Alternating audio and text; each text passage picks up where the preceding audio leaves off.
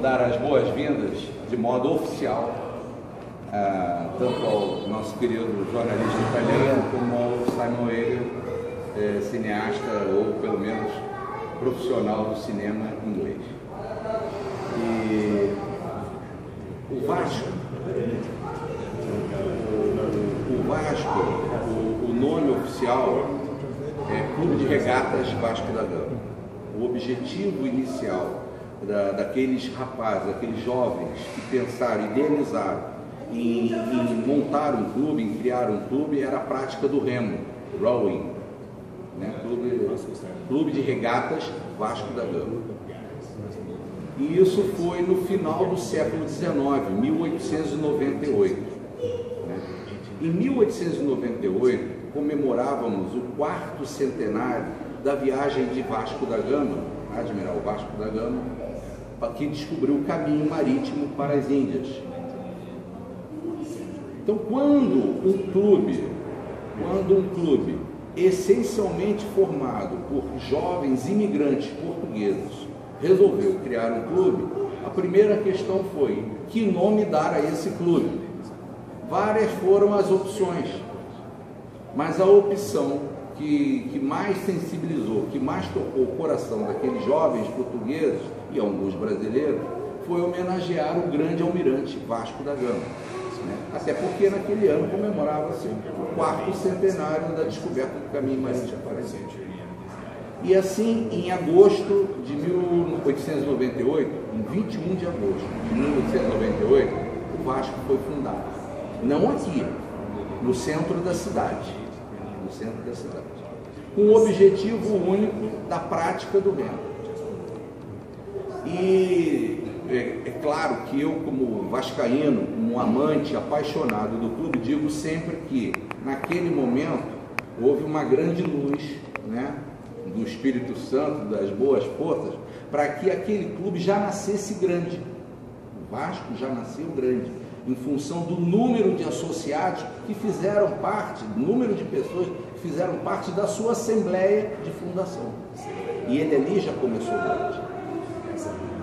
E não podemos nos esquecer que, por ser um clube da colônia portuguesa, né, de jovens portugueses, essa ideia da criação de um clube, logo ela se disseminou, logo ela se propagou. E muitos outros jovens portugueses aderiram a essa ideia de ser sócio daquele novo clube que tinha como objetivo a prática do remo. E a partir do momento que a prática do remo foi bem estruturada nesse clube, o clube começou logo a ganhar seus campeonatos e foi se consolidando naquele cenário como grande. E isso teve uma repercussão diferente de outros clubes em outros lugares do Brasil, até porque aqui era a capital federal. Então isso ganha uma importância, uma magnitude diferente da de outros clubes igualmente grandes. Eu não estou aqui tirando o mérito de nenhum outro clube brasileiro. Entretanto, o Vasco se afirmava naquele cenário como grande, como grandíssimo, por ser a capital federal. Só que, paralelo a isso, outro esporte chegava com muita força na sociedade brasileira, o futebol. E havia um grande desejo daqueles associados vascaínos, e até mesmo de alguns remadores, em praticar aquele esporte que chegava ao Brasil. E com isso, em 1916, o Vasco cria a sua seção de futebol, seu departamento de futebol. E começou a disputar o campeonato oficial da cidade na terceira divisão, Third Division.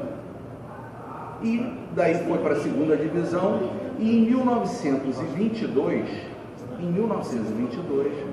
esse clube ganha o campeonato da segunda divisão, o que lhe deu o direito de participar da primeira divisão em 1923. E essa chegada do Vasco à primeira divisão em 1923, ela foi motivo de muito orgulho para aquela grande parte dos associados vascaínos, dos adeptos vascaínos, que basicamente eram os portugueses. Claro, tinha brasileiros também. E houve quase que um pacto, né, emocional de acompanhar o Vasco onde fosse o Vasco.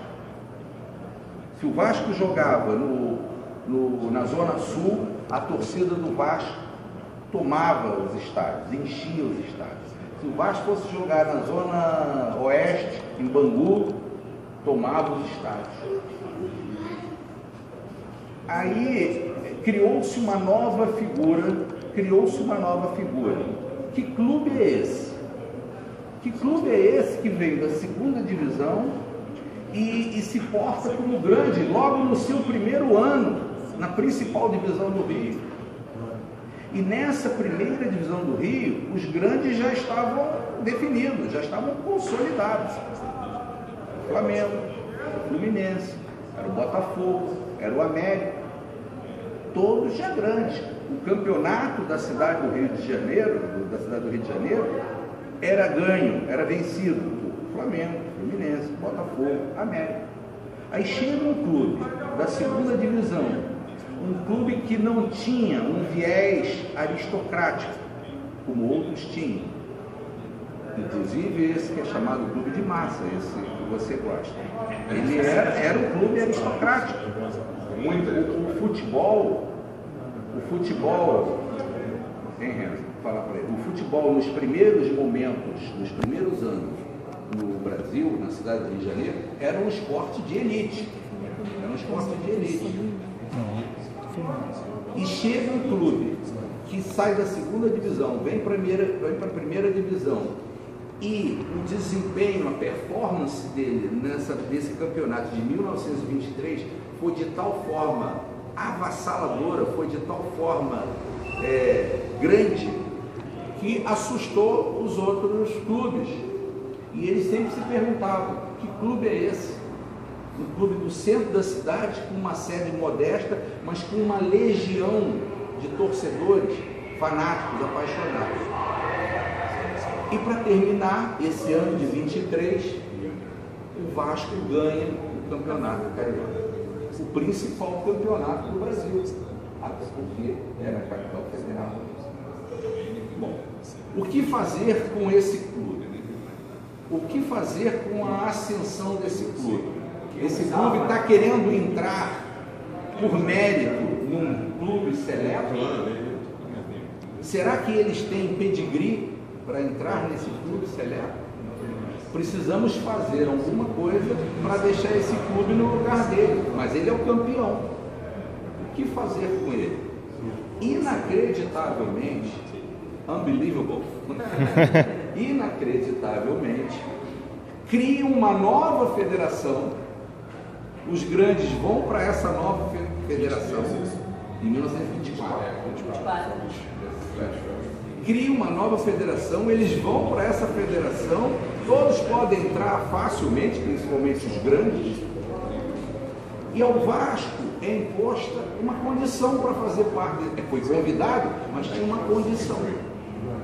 O Vasco deveria se alijar do seu elenco, das suas fileiras, 12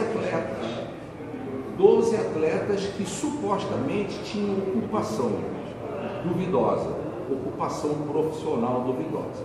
Não nos esqueçamos que o futebol nessa época era oficialmente amador, não era profissional.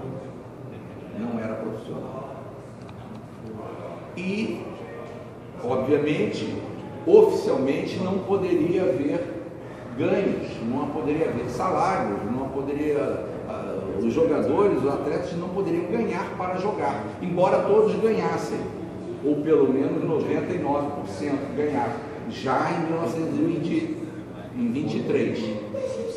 Em 1914, só fazendo um pequeno parênteses, em 1914 veio uma equipe inglesa, Exeter City, veio da Inglaterra jogar contra a primeira seleção brasileira. O primeiro jogo do Scratch, National Scratch, Brazilian National Scratch, no primeiro jogo foi contra uma equipe inglesa profissional. E isso causou uma curiosidade, despertou uma curiosidade muito grande. Uma seleção brasileira iria jogar contra profissionais ingleses, que já era consolidado, já era bem enraizado, já definido, consagrado o profissionalismo na Inglaterra e em outros países. Mas no Brasil ainda era amadorismo, mas era um amadorismo, como se diz, amadorismo marrom. Não era um amadorismo puro, verdadeiro. Bom, voltemos a 1924. Eles criam uma nova federação, convidam o Vasco, mas impõem uma única condição ao Vasco: o Vasco afastasse 12 atletas que tinham ocupação duvidosa. Por uma coincidência muito grande, muitos desses 12 jogadores eram negros, eram mulatos, eram brancos pobres, alguns até analfabetos. Então, é perfeitamente plausível que para aquele grupo elitista, a presença de um convidado, nada trapalhão, um convidado que se impunha naquele cenário, mas aquele convidado não tinha o pedigree que os outros tinham. Como haver esse contato? Daí eles criaram essa nova federação e impuseram uma condição ao Vasco que eles imaginavam que ia acabar com o Vasco.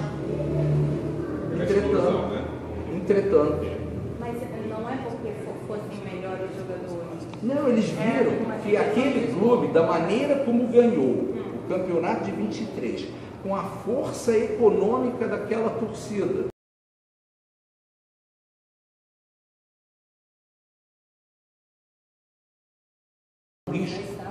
um risco. Bom, o que acontece? Em 1924, o então presidente do Vasco, José Augusto Prestes, que é aquele ali, esse último, escreve uma carta, escreve uma resposta que nós temos como um verdadeiro troféu. Quando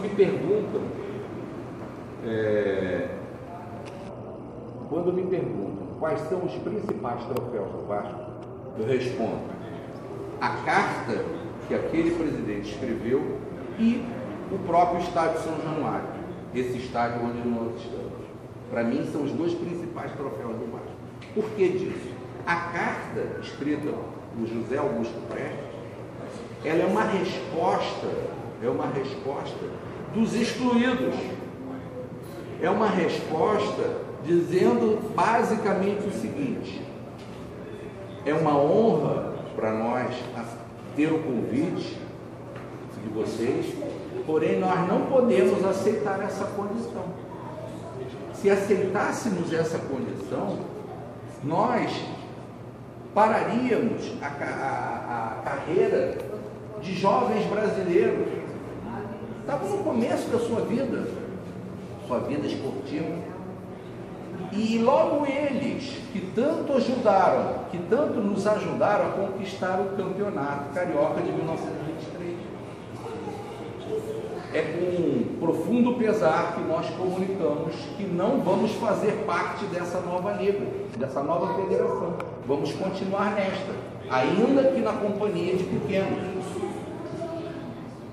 Esta resposta, ela teve uma repercussão enorme. Comícios aconteciam na cidade do Rio de Janeiro a favor do comportamento do Vasco. E isso fez com que o Vasco deixasse de ser, isso é que é o importante, o quão importante foi a postura desse homem e da sua diretoria. O Vasco, naquele momento, com esta resposta, ele deixava de ser um clube essencialmente da colônia portuguesa para se tornar um clube luso-brasileiro. Porque foi o Vasco que abrigou em suas fileiras, com toda a dignidade, os negros, os brancos pobres, os analfabetos. E os outros não abrigavam com essa dignidade. O impacto dessa resposta no ano de 1924 foi tão grande, que em 1925 eles convidaram novamente o Vasco e disseram que aquela imposição não havia mais a necessidade dela, tinha sido um grande mal-entendido, e chamaram o Vasco novamente para participar da federação, que era a principal federação. E houve um detalhe também, não foi só por isso, a coisa não é tão romântica ou somente romântica, há um cunho também econômico financeiro nisso. O Vasco, mesmo na segunda na divisão, em 1924, na outra federação, na Companhia dos Menores, as vendas do Vasco eram maiores do que a dos outros grandes clubes, mesmo quando jogavam entre si. Resumo: o Vasco participa novamente do campeonato em 1925 e quando chega no final de 1925, quando nós chegamos ao final de 1925, eles colocam uma outra imposição, não oficial, porém por baixo dos panos, dizendo que aquele clube fazia parte de um grupo seleto, onde todos tinham uma casa própria, onde todos tinham um estádio, e o Vasco não tinha estádio.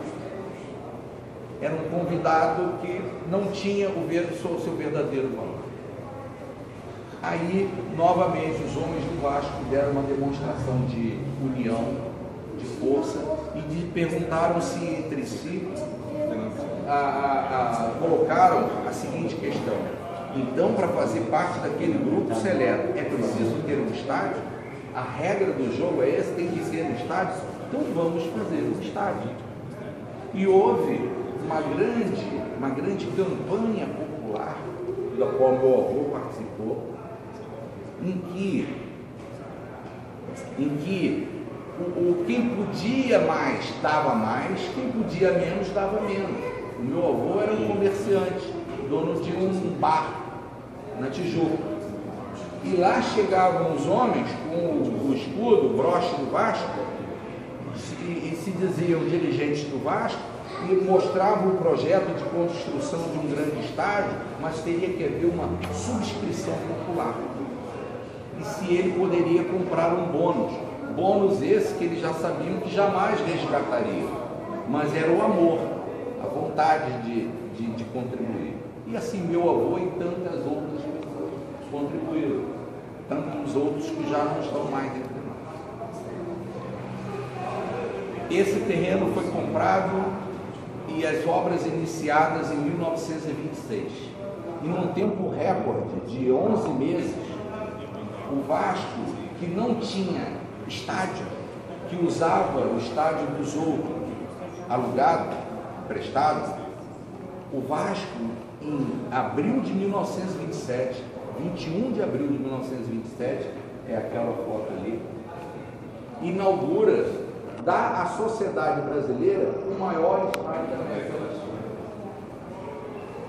Então, vejam bem, em junho de 1926, o Vasco não tinha estádio. Em 21 de abril de 27, o Brasil tinha o maior estádio da América do Sul. E o estádio do Vasco continuou como o maior da América do Sul até 1930, quando o governo do Uruguai construiu o estádio centenário de Montevidéu para a realização da primeira Copa do Mundo. O Vasco passou a ser só o maior estádio do Brasil. O Vasco deixou de ser, São Januário, esse estádio onde nós estamos, ele deixou de ser o maior do Brasil quando em 1940 a prefeitura, o governo da cidade de São Paulo, construiu o estádio do Pacaembu. O Vasco passou a ser somente o maior estádio do Rio de Janeiro. E deixou de ser o maior estádio do Rio de Janeiro quando o governo federal, em 1950, construiu o Maracanã para a Copa do Mundo. Eu fiz questão de dizer isso na linha do tempo, para que vocês vejam que em 1930 foi o governo do Uruguai que construiu o estádio. Em 1930 foi o governo do Uruguai. Em 1940 foi o governo da cidade de São Paulo.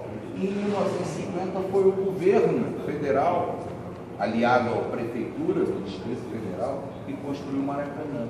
O Vasco foi construído com o sangue, o suor e as lágrimas dos vascaínos. Não houve nenhum tipo de ajuda oficial, não houve nenhum tipo de ajuda externa para que nós edificássemos esse verdadeiro troféu. Eu faço questão de dizer um pequeno detalhe no curso da construção desse estádio. Quando houve a decisão de que o estádio seria aqui, quando esse terreno foi preparado para que houvesse a construção do estádio, o Vasco, obviamente, procurou uma construtora que tivesse expertise no assunto, que tivesse notório saber na construção de grandes equipamentos como esse. E chegou uma construtora Christian Nielsen. A Christian Nielsen, ela havia construído, inaugurado no ano anterior, em 1926, o Hipódromo da Gávea, no Jockey Clube Brasileiro. Uma construção portentosa, linda, de linhas arquitetônicas muito bonitas. Então o Vasco foi, bateu na porta da construtora e perguntou se eles gostariam de ser parceiros nisso, enquanto ficaria aqui. Obviamente, acertado o contrato, vamos iniciar as obras. Aí, os construtores da Cristiane Nielsen, os responsáveis pela Cristiane Nielsen, falaram o seguinte: só há um pequeno problema. O cimento brasileiro, à época, não era muito bom, não tinha uma liga muito boa. Haveria necessidade de importação de cimento da Bélgica. O cimento belga, que era conhecido reconhecidamente o melhor do mundo à época. E os homens do Vasco responderam: sim, e o que faremos? Não há problema. Por quê? Para a construção do Hipódromo da Gávea, lá do Jockey Clube, nós também fizemos uma importação grande de cimento da Bélgica. E essa importação, ela tem que ser avalizada, ela tem que ser permitida pelo governo federal. Até porque ninguém vai importar uma saca, 2, 100 sacas de cimento, e sim milhares e milhares de sacos de cimento. Pasmem os senhores que quando o Vasco deu entrada nesse pedido de autorização para importação, foi negado. Então o Vasco lutava contra tudo e contra todos para que visse realizado o seu sonho. Então, já que o cimento belga não poderia ser importado, o que fazer? Qual a solução a ser adotada? Os homens da Cristiane Nielsen deram a seguinte solução: será feito com cimento brasileiro, entretanto, colocaremos mais pedra, mais... Bom, e isso daqui acabou por se tornar uma verdadeira fortaleza. São Januário acabou tendo um traço no seu concreto muito mais forte do que uma construção normal da época. E eu cito como um grande exemplo, já falei isso aqui algumas vezes, na década de 80, na década de 90, um dia, uma bela tarde, eu chego em São Januário e vejo os trabalhadores abrindo uma passagem ali na curva do estádio, um acesso à arquibancada. E eu me aproximei porque eu vi pedaços de pedra e queria levar para minha casa. Quando eu me aproximei, um dos trabalhadores parou com a sua britadeira, suava, um homem forte, suava muito. Ele falou para outro trabalhador: eles fizeram isso aqui com o quê? Com chumbo? E isso, para mim, foi um motivo de muito orgulho, porque ratificava a correta, a certeira decisão de se fazer um cimento nacional, porém acrescido de mais pedra, para dar mais consistência, já que um elemento daquela composição era um pouco fraco, então vamos manter a fortaleza do conjunto adicionando outros parâmetros, talvez com maior peso, com maior ponderação. Então, quando eu digo que a carta escrita por aquele presidente e a construção de São Januário, por tudo que representou de união dos vascaínos, para mim, são os dois principais troféus, as duas principais conquistas. E por isso eu digo, até para finalizar, que a história do Vasco, eu respeito a história de todo e qualquer outro clube brasileiro. São todos grandes, todos têm a sua história de luta. Todavia, a história do Vasco, ela é um pouco diferente. Porque a história do Vasco não foi construída, principalmente nos seus primeiros anos, por somente conquistas esportivas. Ela se tornou grande, a história do Vasco é diferente por aquilo que foi construído para além dos muros de um estádio, para além do gramado do futebol, para além das piscinas, das raias de atletismo. É aqui o exemplo que o Vasco deu à sociedade brasileira de que todos são iguais e de que aqui nessa casa não haveria distinção de cor, credo ou situação econômica. Bastava tão somente amar o Vasco. E é isso que eu gostaria de passar a vocês. E o resto é ganhar mais ou menos um campeonato. Isso é cíclico na história dos clubes. Gente, muito obrigado. Muito obrigado. Muito obrigado. Clubes como Botafogo e Flamengo existem por causa dos seus bairros. O bairro Vasco da Gama existe por causa do clube. A importância é tão grande que o bairro pegou muito. É uma bela observação. Há clubes que foram criados em bairros, em vilarejos, não sei como se chama bairro, na Quartier. Sim, Quartier. E dali houve a expansão, a ideia para a criação de um clube. O Vasco é diferente. O Vasco tem multissetorial, né, ou heterogêneo na sua formação, na sua constituição, e daí, ao se concentrar aqui, transformou esse bairro em Vasco da Gama. Bom, agora eu vou gritar assim, ó. Vasco!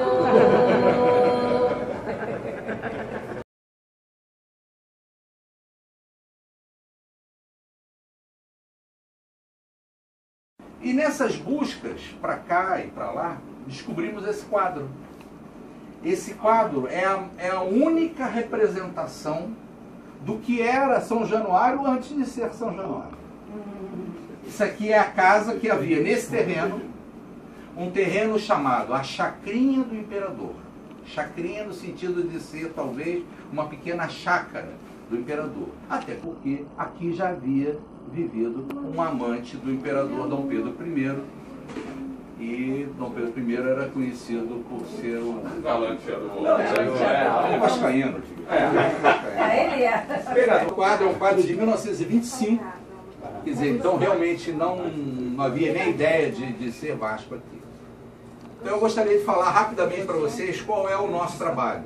Eu, quando cheguei aqui nessa sala, essa sala era inóspita. Ela não havia a menor condição de se ficar aqui dentro.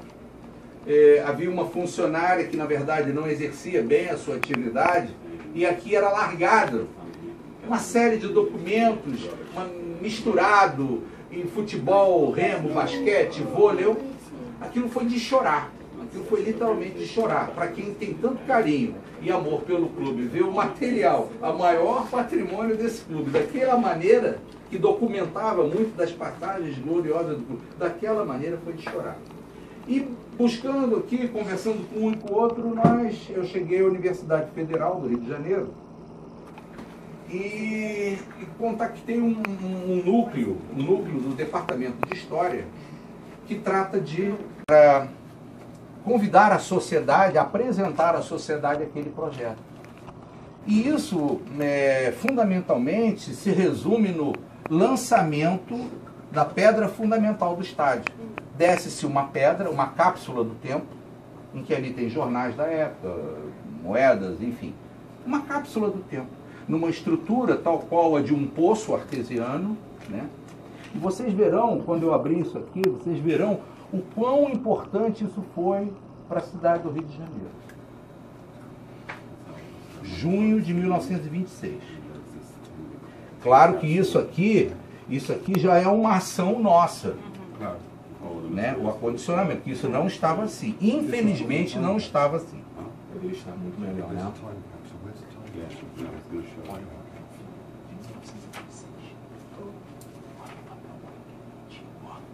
Essa é a ação do tempo.